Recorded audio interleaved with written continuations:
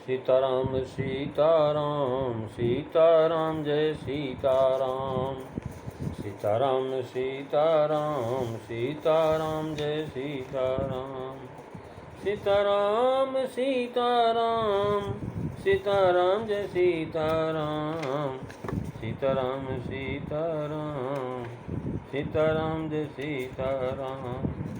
सीताराम सीताराम सीताराम जय सीताराम।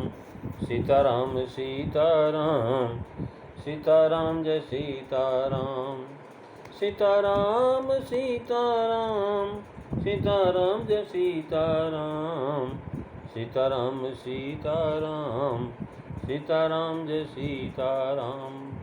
बोलिए सियावर रामचंद्र भगवान की जय। वृंदावन बिहारी लाल की जय।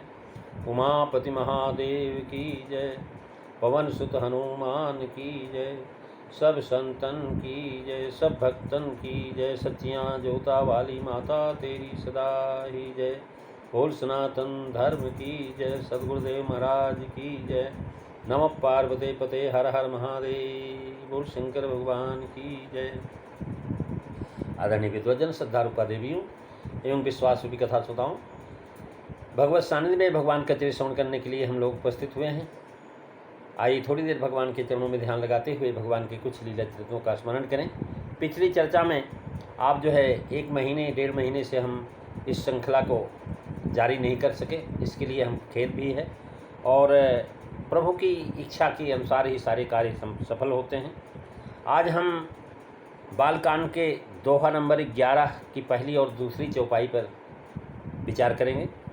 तुलसीदास जी लिखते हैं कि मनि मानिक मुक्ता छवि जैसी, अहि गिर गज सिर सोहन तैसी, निप किरीट तरु नीतन पाई, अवलहई सकल सो भाय अधिकाई, मंगल भवन अमंगल हारी, द्रवहु सुदशरथो अजीर बिहारी। श्री राम जय राम जय जय राम, श्री राम जय राम जय जय राम। महाराज तुलसीदास जी महाराज बता रहे हैं कि मणि माणिक मुक्ता छवि जैसी। मणि जो महाराज बहुमूल्य जो रत्न होते हैं उनको मणि कहते हैं। जैसे हीरा, पन्ना, ये सब जो मणियों में आते हैं। और माणिक जो है लाल होता है। माणिक के 3 भेद हैं, पद्मराग, गुरुबिंद और सौगंधिक।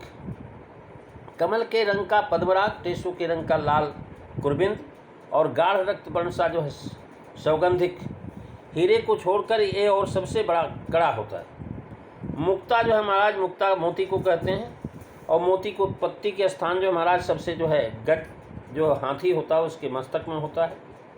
और महाराज जो है घन के अंदर 12 शंख, मत्स्य, सीप, सर्प, बांस और शेष, पर ये विशेषता सीप में ही होती, औरों में कहीं कहीं होती। महाराज करेंद्र करींद्र जी मुत बराह शंख मत्स्यई सिद्धोद्भव वेणु जानी, मुक्ता फलानि पतितानि लालोकेन्ति शाम तो शुद्ध मुक्त वे भूरी। यानी मणि माणिक और मुक्ता की छवि जैसी है, बहुत सुंदर होते हैं। मणि भी बहुत अच्छी होती है, मुक्ता की छवि जैसी है वैसी महाराज सर्प, पर्वत और हाथी के मस्तक में शोभित नहीं होती। यद्यप महाराज सर्प के अंदर मणि है, लेकिन सर्प के पास रह करके उस मणि की कोई शोभा नहीं। हाथी के पास महाराज जो है मस्तक में रहती है, लेकिन उसकी कोई शोभा नहीं। सर्प के अंदर रहती और जो है पर्वत के ऊपर मणियाँ जो है निकलती हैं, लेकिन पर्वत के ऊपर मणियों के रहने का कोई शोभा नहीं। हाथी के मस्तक में शोभित नहीं होती, अर्थात उनमें जो है पृथक ही होने पर इनका जो है वास्तविक जो है स्पष्ट स्वरूप दिखाई पड़ता है और ये जो है सुशोभित होते हैं। यानी इस प्रकार दोहे तक अपनी कविता में गुण दोष दिखाए हैं कि ये गुण समझ करके सज्जन ग्रहण करेंगे, और जो कहो कि कोई ग्रहण न करे तो क्या होनहानि। तो कहते हैं तुम तो पाते गाते ही हो। उस पर यह चौपाई कहते हैं कि मणि माणिक मुक्ता क्रम से उत्तम मध्यम निकृष्ट हैं। मणि सबसे उत्तम है, माणिक जो है मध्यम है, और जो महाराज मुक्ता जो है महाराज कह रहे हैं कि मानी माणिक मुक्ता क्रम से महाराज निकृष्ट है। इसी तरह कविता भी जो है महाराज उत्तम है, मध्यम है और निकृष्ट, 3 प्रकार की कविता है। और अर्थात ध्वनि, व्यंग और इन दोनों में से न आवे तो यथासंख्य अलंकार से मणि सर्प में, माणिक गिरी में और मुक्ता गज के मस्तक पर होना सूचित किया है। और कहने लगे कि जहाँ पर ये पैदा होते हैं वहाँ पर इनका कोई शोभा नहीं है। न हाथी के सिर में रहते हुए जो है मणि की कोई शोभा नहीं, मुक्ता की कोई शोभा नहीं। न और जो है महाराज जो है इसी प्रकार से कह रहे हैं कि ये ही जब राजा के मुकुट के अंदर लग जाते हैं मणियाँ, तो महाराज राजा के मुकुट पर शोभित होती है, चमकती है। और जो है मुकुट के अंदर राजा का राज मुकुट और वह नवयौवना स्त्री के शरीर के महाराज व्यस्त आभूषण के रूप में अधिक शोभा प्राप्त होते हैं। इसलिए कह रहे हैं कुछ लोग ये भी शंका करते हैं कि कवि ने मणि, माणिक और मुक्ता ये 3 रत्न कहे और उनके 3 उत्पत्ति स्थान बताए। इस तरह उनके सुशोभित होने के 3 स्तरों का अभिवर्णन करना चाहिए था। गोस्वामी जी निप, क्रीट और तरणीतन ये 2 ही क्यों कही, तो परंतु यह व्यर्थ की शंका है। यानी उन 3 रत्नों के वर्णन करने से यह जरूरी नहीं कि वह उनकी शोभा 3 ही था और बात बताएं। भूषण और अंगों में उनकी शोभा होती है, सो कहा। ये 2 बातें। फिर भी इस शंका के समाधान के लिए निप, किरीट अर्थात राजा और राजा का मुकुट, राजा के पास मणि की शोभा है। मणि की जो है शोभा राजा के गले में, माणिक की किरीट में नग जलने पर और गजमुक्ता स्त्री के गले में महाराज इस प्रकार शोभा के 3 स्थान बताए हैं। और महाराज कहते हैं कि नरों का पालन करता निप है राजा, जिसको राजा कहते हैं वो महाराज नर पालक कहलाता है। प्रजा पालन में मणि काम देती है, क्योंकि हरे गरल दुख दारिद्र है, ये महाराज दुख और दरिद्रता को नष्ट करने वाली। पाताल में सूर्य का काम मणि से लेते हैं। महाराज जहाँ अंधेरा है, सूर्य जाता ही नहीं, वहाँ पर मणि जो है रहती, तो महाराज जो है मणि ऐसी होती। राम भगति मणि उर बस जाके दुख लवलेशन सपने हुता के। महाराज इस प्रकार से कह रहे हैं पाताल इत्यादि में जहाँ अंधेरा, वहाँ पर अगर मणि रख दी जाए तो प्रकाश हो जाएगा, क्योंकि जहाँ वायु नहीं होती वहाँ दीपक नहीं जल सकता है। जहाँ वायु नहीं वहाँ दीपक नहीं जल सकता, लेकिन जहाँ वायु नहीं वहाँ पर मणि रख देंगे तो महाराज प्रकाश हो जाएगा। इस प्रकार से बताया कि महाराज इस काव्य की समता जो है मणि, माणिक, मुक्ता से दिया है। सो यहाँ कविता में जो भक्ति का वर्णन है वही मणि है, और इसको कहते राम भगति मणि उन्हें बस जाके दुख लवलेशन सपने हुता के। मंगल भवनु अमंगल हारी द्रवऊ सुदशरथो अजीर बिहारी। श्री राम जय राम, जय जय राम, श्री राम जय राम, जय जय राम। महाराज रामचरितमानस कविता में महाराज जो है ज्ञान का वर्णन तो हीरा के समान है और कर्म प्रसंग का वर्णन मुक्ता है। अतः भक्ति, ज्ञान और कर्म संयुक्त काव्य ही संत समाज में अधिक शोभा पाता है, क्योंकि इन्हीं तीनों का निरूपण संत समाज में हुआ करता है। कह ब्रह्म निरूपण धर्म विधि वर्णई तत्व विभाग, कहीं भगति भगवंत के संयुक्त ज्ञान विराग। मंगल भमनु अमंगल हारी द्रवऊ सुदशरथो अजीर बिहारी। श्री राम जय राम, जय जय राम, श्री राम जय राम, जय जय राम। महाराज श्री कहते हैं भक्ति हीरे से, ज्ञान हर से और कर्म ब्रह्मा से प्रकट हो गई। यानी भक्ति भगवान से प्रकट होती है, भगवान हरि श्री से भक्ति का प्राकट होता है, और ज्ञान जो है भगवान शिव से प्राप्त होता है, और कर्म जो है ब्रह्मा के द्वारा जो है नियत किया जाता है, ब्रह्म ही कर्म विभाग करते हैं। परंतु इनकी शोभा महाराज इन तीनों के पास नहीं होती। महाराज जो है कह रहे कि भक्ति मणि सुमति स्त्री को पाकर के ज्ञान रूपी माणिक ज्ञानी और कर्म रूपी मुक्ता कर्मकांडी का है। यानी भक्ति रूपी मणि जो है सुमति रूपी स्त्री को जो है पाकर के महाराज भक्ति रूपी मणि खिल जाती है। ज्ञान रूपी माणिक जो है ज्ञानी और कर्म के पास जाकर के सुशोभित होती है। कर्म रूपी मुक्ता कर्मकांडी और विचारक रूपी राजा मुकुट मणि में पा करके शोभा होती है। भाव यह है कि ज्ञानी निप हैं, उनका ज्ञान किरीट है और उनकी भक्ति तरणी है, पर साफ करने में भाव नहीं रखा गया है। महाराज तरुणी तन का ये भाव कहते हैं कि गज मुक्ता सम सुकब की वाणी है और राजा के मुकुट के समान और तरुणी तन पाकर के शोभा पाती है। अब प्राय है कि कैसा भी सुंदर कवि हो, यदि यह रामचरित न कहे और राजाओं के चरित्र नायिका भेद आज अनेक बातें कहें तो इस काव्य को महाराज राजा अर्थात रजोगुणी और तरुणी अर्थात तमोगुणी ग्रहण करते हैं, सतोगुणी नहीं ग्रहण करते। और जिसमें यह तीनों चीज़ें हैं तो कह रहे हैं महाराज जो है इस प्रकार से काव्य को सुन करके सरस्वती सिर पीटते हैं। कह रहे हैं ऐसी वह काव्य को सुन करके सरस्वती सिर पीटती हैं।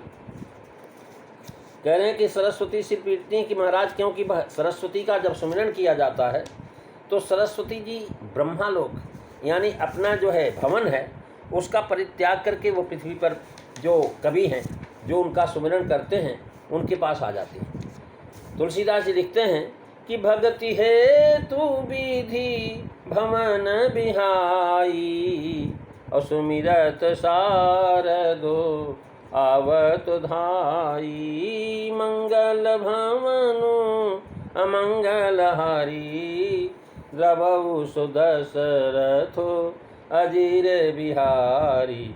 महाराज जब वहाँ से दौड़ती हुई जो है सरस्वती ब्रह्मलोक छोड़ करके अपने स्थान को छोड़ करके दौड़ती हुई आती है सुमिरन करने पर, और जब सुमिरन करने पर आ गई तो आने के बाद महाराज उनको थकान लग जाती है। कोई भी आदमी दौड़ेगा भाग करके आएगा तो उसको थकान लग जाती है। अब थकान दूर करने के लिए तो हम लोग स्नान करते हैं, हाथ पैर धो लेते हैं, मुंह धो लेते हैं, तो हमारी जो थकान मिट जाती है। लेकिन अब सरस्वती जी जो आई है तो उनकी थकान कैसे मिटे? तो महाराज कह रहे हैं कि वो सरस्वती की मिकान तो महाराज तभी मिट सकती है जब रामचरित रूपी तालाब में वो स्नान करें।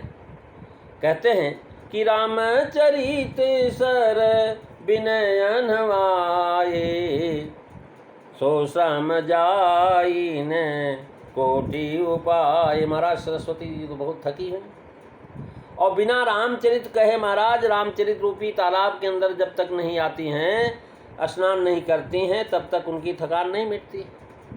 और थकान नहीं मिटती उससे पहले महाराज कवि लोग क्या करते हैं, प्राकृतिक मनुष्यों का गुणगान करने लगते हैं। जब प्राकृतिक गुणों का जो है महाराज वर्णन करने लगते हैं, सरस्वती पहले ही थकी हुई फिर सर ठोक करके पछताती कि मैं दौड़ करके भाग करके खाम खाई ब्रह्मा का स्थान छोड़ा, अपने मकान को छोड़ करके बाढ़ करके आई। ये तो ऐसा है कि कीने प्राकृत जब गुण गाना कीने प्राकृत जन गुण गाना सिर धुन गिरा लगत पछताना मंगल भवनो अमंगल हारी द्रवऊ सुदशरथो अजीर बिहारी। श्री राम जय राम जय जय राम श्री राम जय राम जय जय राम। महाराज जब प्राकृतिक मनुष्यों का गुणगान होने लगता है तो शारदा सिर पीट करके पछताता करती है। यानी जो इस प्रकार से महाराज कह रहे हैं कि सरस्वती बड़ी दुखी हो जाती है। वस्तुतः क्रमशः कुछ स्थानों में आश्रय लेना वर्णन किया गया है। कह रहे हैं कि महाराज अगली चौपाई में स्पष्ट है कि काव्य की एक देश में उत्पत्ति और दूसरे देश में शोभा पाना ही केवल यहाँ दिखा रहे हैं। अधिकाई से जनाया कि शोभा तो वहाँ भी थी पर यहाँ अधिक हो जाती है।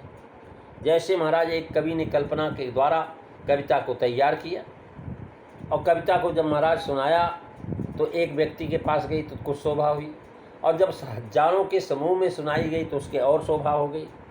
लेकिन जो है अगर भगवान का गुणान बाद नहीं उसके अंदर तो महाराज उसकी शोभा विशेष नहीं मानी जाती। और यहाँ अधिकाई से जनाया कि शोभा तो वहाँ भी थी जहाँ पर थी, सरस्वती की शोभा तो ब्रह्मलोक में भी है। लेकिन ब्रह्मलोक से जब महाराज ब्रह्मलोक में रहती तो वहाँ गूंगी की तरह बैठती, कुछ नहीं बोलती हैं, कुछ गुणगान नहीं होता है, कुछ चिंतन मनन नहीं होता।